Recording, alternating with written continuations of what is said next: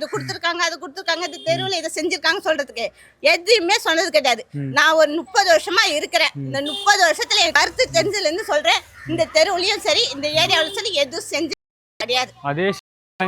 பேசிட்டு வீட்டுல நாங்க ஓடுறோம் உழைக்கிறோம் போறோம் அவ்வளவுதான். 15 வருஷமா நாங்க வீட்டு கொடுக்குறாங்க. யாரும் ரோடு போட்டு தராங்க யாரும் இல்ல. ரோடு போட்டு தரேன்னுவாங்க அவ்வளவுதான். பாத்துக்கிட்டே போவாங்க பாத்துக்கிட்டே வருவாங்க. யாரு வந்து செய்யறாங்க? யாரும் செய்ய மாட்டாங்க. விஜய்க்கு பண்ணும். விஜய்க்கா? விஜய் வந்தா ஜெயிப்பாருங்களா? ஒரு நம்பிக்கை இருக்குதுல்ல, நம்பிக்கையில் தான் காப்பாற்றணும். அவர் தான் பண்ணுவார் நினைக்கிறேன். இங்கே நாங்கள் வந்து ஒரு 12 இயர்ஸாக இருக்கோம். எங்கள் தெருவுன்னு நம்ம பார்த்தோன்னா வந்து ரோடு இன்னுமே வந்து அமைச்சு கொடுக்கலாம். அதுக்கடுத்து பெண்களுக்கு சேஃப்டின்னு பார்க்கும்போது நைட் டைமில் வந்து போலீஸ் தான் இருக்காங்க. அதனால் எங்கள் தொகுதின்னு பார்க்கும்போது ரோடு இன்னும் அமைச்சு தரலாம். அதான் வந்து இதுவாக இருக்குது. 2026 உங்கள் ஆதரவு யாருக்கு?